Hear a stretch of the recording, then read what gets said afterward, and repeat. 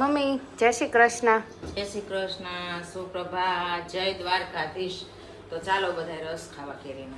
કેરીનો રસ બહુ કેરી પાકી ગઈ છે ને તો ટુકડા થોડાક ભલે છે ને તો થોડાક તો એનો નો ઇંતજામ રસ કરવાનો કાઢશું છે. એટલે હાવ નો બગડી જાય. બગડે નહીં પહેલા વ્યવસ્થા કરી લેવાની છે. તો કેને કે સમજ્યા ત્યાંથી સવાર એને જેવું કરવાનું છે. જાગ્યા ત્યાંથી સવાર થાય જ બધાને, પણ એની અંદર સમજ્યા ત્યાંથી સવાર થવું જોઈએ તો ખરેખર જાગ્યા કહેવાય. નજર તો ખૂબ ઘણી બધી હોય છે. એક સુવિચાર કયો કે એક સુભાષિતે લખેલું હોય એમ કયો વાક્ય વાક્ય સુવાક્ય કે નજર તો ઘણી બધી લાંબે સુધી જાય છે, પણ દ્રષ્ટિ લાંબી હોવી જોઈએ, ખૂબ જરૂરી છે. વાહ મમ્મી, સરસ. મમ્મીએ સુવાક્ય કીધું. અને કેરીની સિઝન હવે એન્ડ તરફ જવા રહી છે અને વરસાદની મોસમ ચાલુ થવા માંડી છે. એમાં વરસાદ આવી મોહ લગાડીને થોડી અને જતો રહ્યો. કેવો પણ ખાલી ટેલર બતાવી ગયો છે. હા પિક્ચર તો અભી બાકી છે. હા મમ્મી કાલે જોયું. આ પ્રોજેક્ટર આવ્યા પછી હવે ઓલા કહેવાય ને કે આખો દિવસ મૂવી ચાલુ હોય ને એટલે આખો દિવસ તો કાંઈ નથી હોતું. એટલે એમ કે એકાદ જ જોવાય જ જાય એમ. એટલે ઈ જ થયું ને ઓલું હમણાં કેદુનું નહોતું જોયું તો કાલ જોયું ધુરંધર. કયું જોયું એ લે एक्सीडेंट कहीं भी हो सकता है. कहीं भी घर पे बैठे भी हो सकता है. કાલ ધુરંધર જોયું? હા બાકી હે. હા કેવું લાગ્યું? સરસ. સરસ લાગ્યું. એમાં આખી રિયલ સ્ટોરી બતાવવામાં એ હજી તો બાકી છે. હજી તો ઘણું આવી. બાકી. કહેતી હતી કે બીજો ભાગ ત્રીજો ભાગ ઘણા બાકી. તો કેવું ચેપ્ટર હશે? બહુ મોટું. ધુરંધર 1 માં પહેલા ધુરંધરમાં 7 ચેપ્ટર આવે છે. એ તો ઘણા બાકી છે. આ રિયલ સ્ટોરી છે આપણે આમ જે બન્યું બની હોય ગયું ને આપણે સાચે. 2008 માં 6 માં એ બધું છે. બધે કોંભાડ. એટલે અત્યારમાં જે પણ એક વાત સારી કહેવાય શું કે પબ્લિક સુધી જે મેન વસ્તુ પબ્લિકને જે મિડલ ક્લાસ કે સામાન્ય માણસો હોય આપણી જેવા એને ખબર ન હોય દેશની અંદર શું હાલે છે અને શું કરવા આવું થાય છે. આપણે એમ કહી કે આ ફલાણી જગ્યાએ બોમ્બ બ્લાસ્ટ થયો અને ફલાણી જગ્યાએ આતંકવાદીઓ એટલાને મારી નાખ્યા, પણ એની પાછળનું રહસ્ય શા માટે આવું થાય છે, કોણ કરાવે છે, કે આવું જ્યારે આપણે જોઈએ ને સ્ટોરીઓ મૂવી દ્વારા ત્યારે આપણને ખ્યાલ આવે. ખરેખર આપણે સામાન્ય માણસોમાં ગણાઈએ છીએ, પણ શરૂઆત તો આપણામાંથી જ થાય છે. શરૂઆત તો આપણાથી જ થાય, કારણ કે આપણે દેશમાં જો જ આપણે દેશમાં રહીએ છીએ ને આવા જે માણસો તૈયાર થાય છે, જે આતંકવાદી બને છે, એ સામાન્ય માણસોમાંથી જ થાય છે. એ કોઈ સેલિબ્રિટીમાંથી તો નથી આવતો, કોઈ કે કોઈ મોટા માણસો એની અલગથી એને કાંઈ બનાવવામાં થાવતો કે હાલો આ આતંકવાદી. કહેવાનો મતલબ કે શરૂઆત પણ આપણામાં થાય છે અને ખતમ પણ આપણે જ કરીએ છીએ, કારણ કે આપણે દરેક રીતે જાગૃત રહેવું ખૂબ જ જરૂરી છે. તો મમ્મી કેટલા મેંગો ને ટુકડા કરવાના છે? આ બધી જેટલી પાકી ગઈ છે ને એટલી આજ વિધિ કરવાની છે. ઓકે, તો ટુકડા કેટલા સ્ટોરેજ થાય? શું લાગે? ફ્રીજમાં હમાઈ જાય હા કે ફ્રીજ નાનું પડશે? ના ફ્રીજ નો નાનું પડે. બોલા ગુફા જેવું છે. ઓલું કે ને કે ઘર મોટા ને મન જેના સાંકડા રે, કોઈ જાશો ના એવા ને ઘરવાલા, મન ઘર મોટા ને મન જેના સાંકડા રે. એમ આપણા વડીલો છે ને કહેતા ઘર નાનું હોય ને તો મોટું થાય. મન સાંકડું હોય ને ત્યાં ના જાઉં. એટલે મન નાનું હોય, જીવ ટૂંકો હોય, આપણે ગુજરાતી ભાષામાં એ કોઈ દિવસ મોટો ન થાય. બરોબર છે. તો ચાલો જો હવે આપણે કામ કન્ટિન્યુ કરીએ, રસને પણ પૂરો કરી દઈએ. હવે મને લાગે કેરી હવે લેવા જવાની રેશમાં તો એન્ડ છે ને કેરી. રેશમાં તો જેટલી વાર લાવું ને એટલી વાર એમ કે હવે કેટલીક લાવીશ મમ્મી, હવે કેટલીક લાવીશ. એમ નહીં, આ તો સિઝન પૂરી થવાય ને તો મેં પૂછી લઉં એમ. હા, એમાં શું છે કે શરૂઆતમાં જ્યારે ખાધી ને ત્યારે ટેસ્ટ નહોતો આવ્યો, હવે જાતી વખતે ટેસ્ટ આવ્યો છે. તો એકાદ બોક્સ લઈ લેવાય. કાલે આવ્યું ને એક બોક્સ આવી ગયું છે. ઓકે, તો એક બોક્સ તો ઓલરેડી આવી જ ગયું છે. પણ જે કેરી સ્ટાર્ટિંગમાં તો ના મજા આવી, એમથી કોઈ દિવસ કેરી જ નથી ખાવી, પણ આ એન્ડ તરફ પાછું ઓલું કહેવાય ને કે ખાતા એને ચસ્કો લઈ ગયો કે કેરી ખાવી જોઈએ. પાછો સરસ મજાનો રસ વાટકામાં આવે અને ચમચે પીવાતો હોય તો ડાયરેક્ટ વ્હાઈટ કેસ કયો ને કેવો મીઠો લાગે. બહુ મીઠો લાગે. હાલો આપણે હવે આ કમ્પ્લીટ કરી અને કામ કન્ટિન્યુ કરીએ અને ફ્રી થઈ જાય.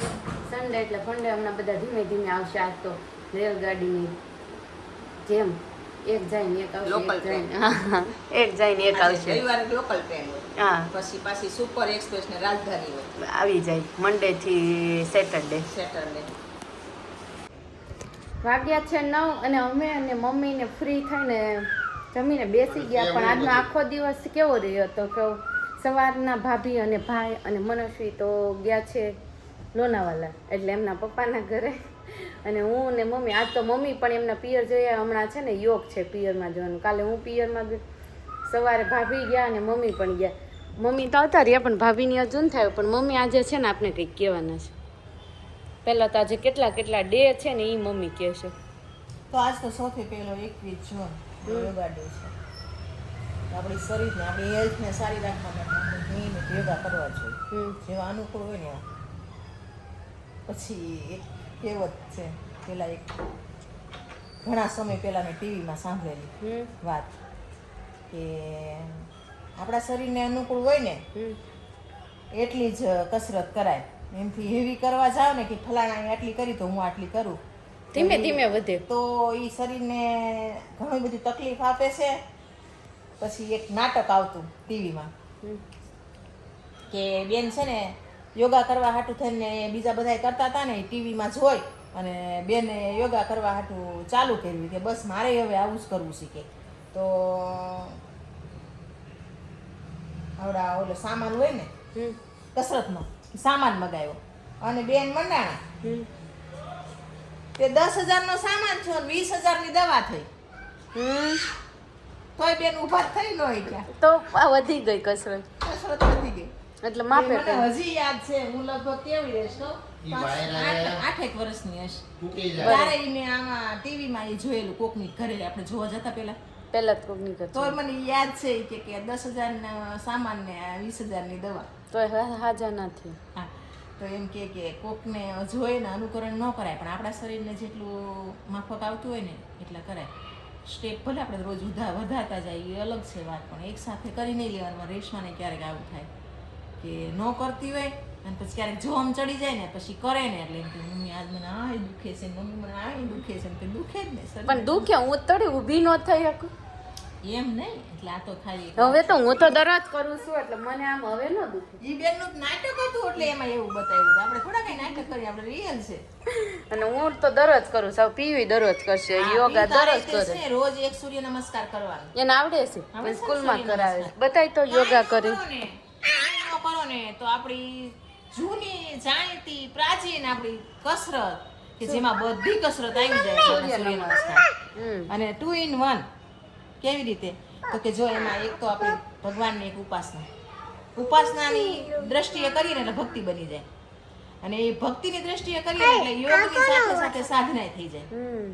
એટલે આપણે શરીરની અંદર ઓટોમેટિક એનર્જી આવે. સૂર્ય નમસ્કાર હંમેશા બહાર ખુલ્લા વાતાવરણમાં કરવાની, પણ આપણે અનુકૂળતા ન હોય તો આપણે ઘરમાં કરી શકીએ. બરોબર. પીવો અહીંયા તાર ઓલ કાર્ડ તો બતાવી. પીવો અહીંયા ઓલ કાર્ડ બતાવી તો ફાધર ડે નું. આજે ફાધર ડે છે તો આજે પપ્પાને તે વિશ કર્યું હતું ને, અહીંયા પી ઓલ પોકેટ વાળું કાર્ડ બતાવી તો. પોકેટ વાળું કાર્ડ મેં આપ્યું તો અહીંયા સ્પોટ બનાવીને આપ્યો. બોલો ખબર શર્ટ બનાવ્યો તો.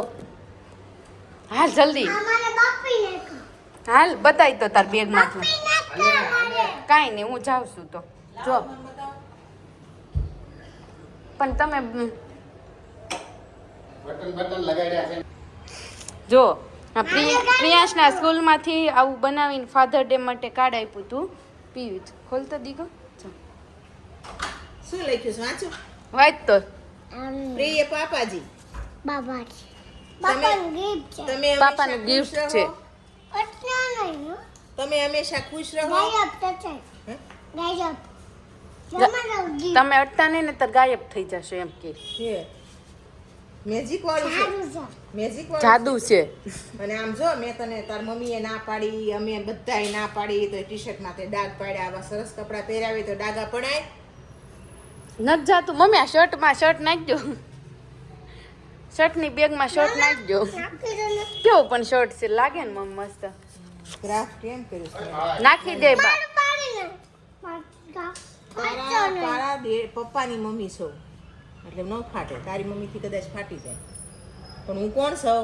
મારા પપ્પા માં એનો પપ્પાનું છે મમ્મી અડતા નહીં એના પપ્પાનું છે બા કોના મમ્મી ગાયબ થઈ જાય એમ નહીં તને કોક એમ પૂછે કે તારા બા કોના મમ્મી ઈ એનું જાયકા કરે અત્યારના છોકરા છે ને એનો જ કોકો કૂટે આપણો કોકો તો હાલવા જ ન દે મમ્મી રૂકી જાઓ. નાના. હા લાવો મૂકી દેવી પણ આપણો કકો હાલવા નો દે ને એનો તો વાંધો નહીં કાંઈ પણ પછી એના કકામાં કાંઈ હોય નહીં એનું શું કરવું ઈ તો વાત છે એટલે જ ન હાલે ને એમ તો ઈ આપણે કકો આપણી રીતના ઘૂંટો તો બરોબર તો પાડશે જા જલ્દી ચાલો તો આપણે વ્લોગનો એન્ડ આપીશું કાલે મળીશું કંઈક સારા વ્લોગ સાથે નવા વ્લોગ સાથે બાકી સન્ડે પૂરો છે ને મંડે ચાલુ થઈ જાય ને તો સારી વાત છે મમ્મી ચાલો જય શ્રી કૃષ્ણ બધાને મમ્મી